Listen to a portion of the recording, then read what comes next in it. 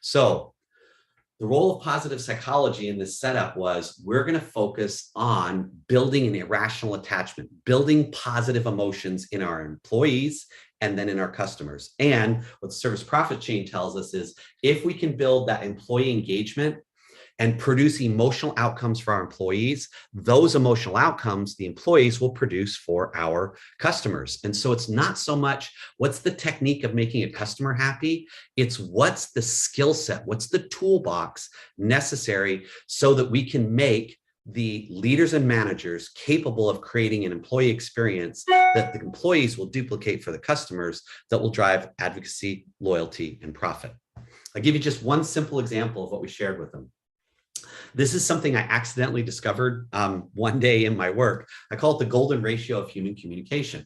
I'm going to take three luminaries in the field of positive psychology. These people are very well known. First is Kim Cameron at the University of Michigan, and he wrote an incredible book called Practicing Positive Leadership. If you get a chance to read this, this is fantastic. It is full of tools, thoughts, and ideas on how to help leaders practice positive psychology. But his research focused on this. There were firms that were downsizing. And almost all firms, as a matter of fact, 85% of all firms, when they downsize, never come back to their previous level of productivity and profitability. There's only 15% that bounce back. Dr. Cameron spent 20 years studying those firms and what he would videotape their leadership team meetings. He would bring them in an interview. He would put them in his lab. He would do huge research and stuff in the organizations. And it was absolutely amazing. There were only a few things that really separated them, but one of them was this: across the board. So manager to employee, senior leadership to management, employee to employee, employee to customer, that the ratio of positive to negative communication was around 4-to-1. It was about 4 positive to 1 negative. Now, they found that when, and by the way, as you start to apply this, if the ratio of communication in your organization is 1 positive to 1 negative, then you tend to perform at about the average of the financial performance of the organization. If the ratio of communication is 3 negative to 1 positive, you tend to underperform the market financially, despite what story and excuse you have. When the ratio is 3 to 5 to 1, when it's about 4-to-1, 4 positive to 1 negative, you outperform the market by 25%. Now, interestingly, once you get up to 8-to-1, you underperform the market again. There's a virtuous mean, all right? There's Aristotle, that every virtue has a vice of deficiency and a vice of excess. So think of something like courage. Courage, if you have a vice of deficiency, you're a coward. If you have a vice of excess, then you're arrogant and reckless. There's a virtuous mean for every virtue, right? Same thing. There's a right ratio. If you get too low, you lose money. You get too high, you lose money. You stay at 4-to-1, you change the world. Now, Kim Cameron does absolutely nothing with John Gottman. John Gottman's at the University of Washington, the leading researcher on marriage anywhere in the world. He has a love lab that he's done where he actually gets couples to stay in there over the weekend, and not in the bathroom, but in every other room. They have microphones and video, and they videotape them living in every natural communication they have. Then they code them, and he's developed this sophisticated way of looking how people communicate. And basically, he can videotape any couple for 15 to 20 minutes, analyze it, and he will tell you with 94% accuracy whether or not you will still be together 5 years later. Let that sink in. So you put you in a stressful situation talking about money or children or financing or politics, so there's some grit to it. Videotape you for 15 minutes, he can tell. Now, there are 4 things that he came up with. We're not going to go through all 4 today. One of them was the ratio of positive and negative communication. In your communication, was the ratio of positive comments 4-to-1? Again, if it's 1-to-1, you will likely stay together but not be happy. If it's more negative than positive, you will exit the relationship. If it's 4-to-1, you will stay in the relationship and thrive in terms of joy, connection, and intimacy. Third researcher, Carol Dweck at University of Stanford, she wrote the book Mindset. She was looking at what creates really great, resilient kids. And here's how they define successful kids, because you could grow up and go to college and go to an elite university and get a master's degree and still fail in life. So her idea of what successful children, and this is how her research defined it, they could form relationships quickly, they could make them last over time, right? So their ability to stay in a relationship and last over time, and that they had a sense of psychological resilience. They had the ability to bounce back from adversity and difficult stuff. So they were looking at what determined that. One of the #1 determiners of developing what she would call a growth mindset, psychological resilience, and the ability to form relationships and maintain them over time was the ratio of positive to negative communication from the primary caregiver. Now, it didn't matter whether it was the mother or the father. It didn't matter whether it was male or female. Was the ratio 4-1. So can you see 3 different researchers in 3 different areas were able to come to the same conclusion? There is a golden ratio to human communication, which is around 3 or 4-1, positive to negative. Now, if you want to have fun, go home tonight, and tomorrow I want you to take your children, your spouse, your friends, just do a little track, do a little 48-hour research. What's your ratio of positive and negative communication with a couple people in your life? I think you'll be shocked to find out most of us are quite a bit below the 4-1 positive to negative ratio. But you can see that this creates, that's a tool. That's what I want you to understand. We brought a series of tools that we could use that would allow us to apply positive psychology to real world situations. I had one dealership where I was going in to coach them, and I shared all of this information. I was talking about the positive and negative ratio, and I had a sales manager who scored very low on the engagement survey. As a matter of fact, it said he was very negative. He didn't like the data. He fought the data. So I said, that's great. Let's do a research thing. I want you to just get a sheet of paper, write down positive, line, negative, and then just put a tick mark next to each one with each interaction. And I said, let's see where we're at. So this is at 9 in the morning, and I'm working coaching in the dealership all day. About 2 o'clock in the afternoon, I walk through the showroom of the dealership, past the sales desk where he's working, and I just ask, how's it going? 3 other managers like, he's dying. He's like 5 negative to 1 positive, and it's getting worse. And so at the end of the day, I came back and I just said, hey, let's take a minute and talk. And I said, let me ask you, what did you learn? And he said, I hate you. I said, do you? And he says, no, I hate what the data says. I said, yeah, tell me why. And we started talking through his frustration, his anger, what's going on. He's doing the best he can. And all I did was listen and write all of it down. And I said, great. If there were a way to break through this to the other side, are you willing to go through the pain and effort to do that? And he goes, I don't know. I said, what's a goal that you've been wanting to hit you haven't been able to hit? And he gave me a couple of goals where they were trying to move up in their rankings and they can never do that. And I said, great. I know that you could get that if this, because you have the talent to do it, don't you? He goes, yes. And I said, I would suggest that if you're willing to break through the strategy you have to a different one, you're going to be able to do that. And sure enough, he agreed to work with me as a coach, really work with me. Remember, not compliance, but a sense of discretionary effort, all in commitment, like really wanting to work and be honest, own the data and move forward. And over the course of the year, that store hit every one of those goals and more. This is why, because I didn't give him a training class.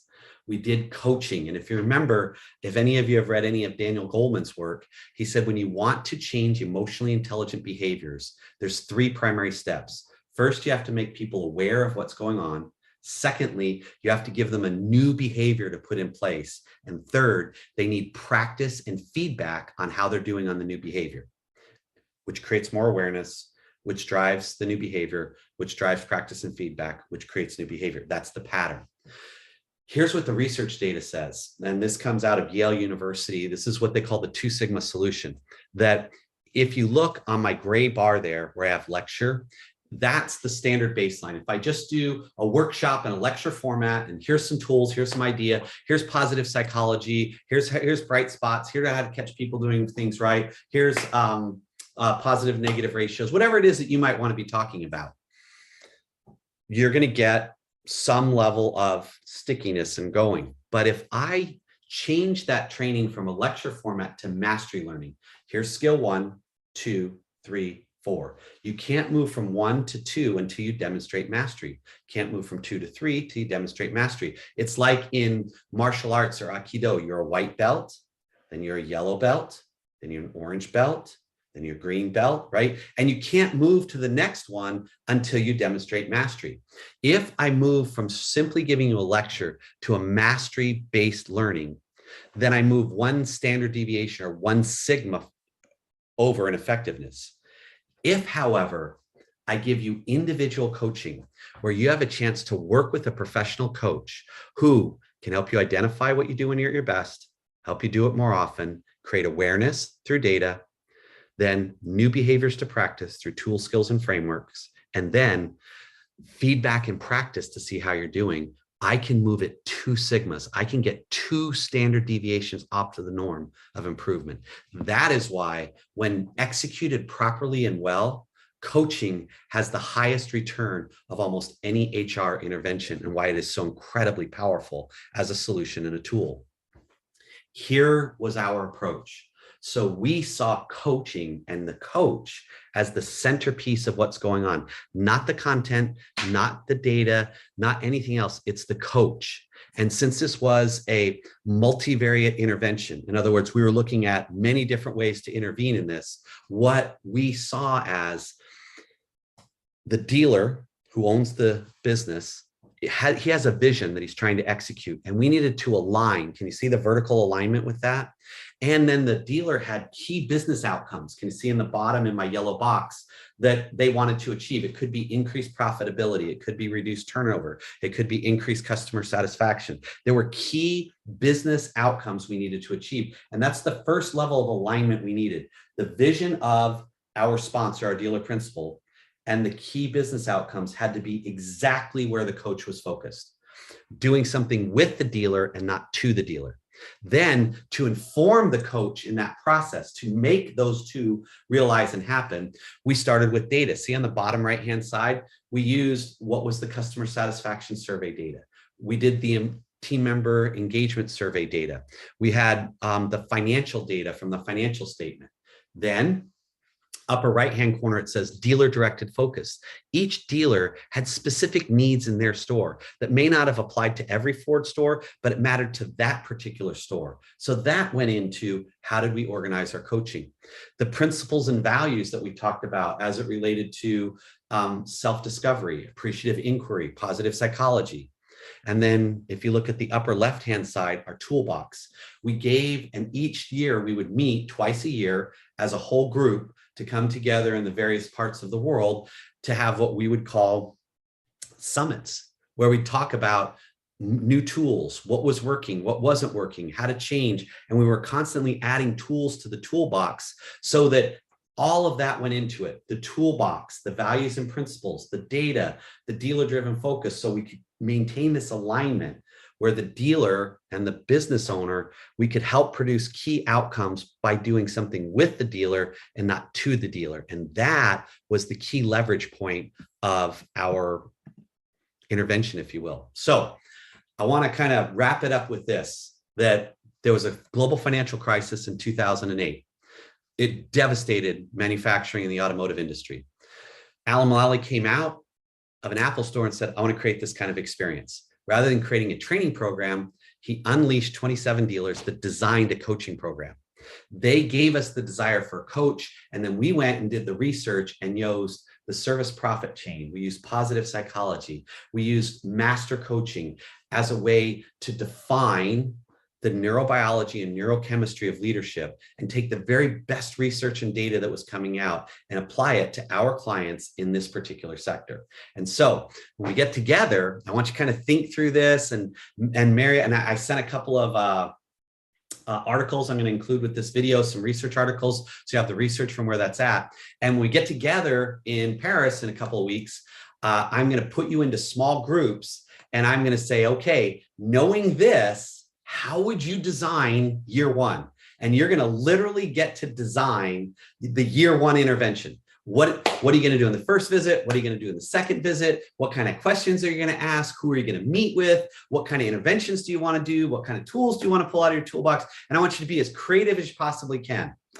Then we're going to kind of debrief that and what you came up with. And then I'm going to finish this live with you. And I'm going to share with you what we actually did in the intervention, and then have you critique it and criticize it and look at it and tell us what you see was smart, maybe could have been better, how we could have improved, and what went through. So it'll be a group learning experience, but not in theory, but in an actual practice where we can talk about what really went on. I am so excited for the chance and the opportunity to come see you, to get to spend a day together, to get to talk about my greatest passion, which is team and organizational coaching, and using the skill of coaching to change people's lives, both at work and at home. In my view, there are two areas where you've got to master, you've got to succeed. You've got to succeed in work, and you've got to succeed in love. And when you make a change in your ability to love better, you become better at work. When you make a change in your ability to do great leadership, as I've defined it, you get better at love. And I believe those two are inseparably and go together. So thank you for investing this time and energy and effort. Thank you so much for letting me speak English. It lets me get across my thoughts, ideas, and passions. And in the class, if I'm speaking in a way and you don't quite get it, stop me. And we're going to translate it into French so that you absolutely have clarity about what I'm sharing, where we're going from. And until then, on va se voir. Et j'aime beaucoup.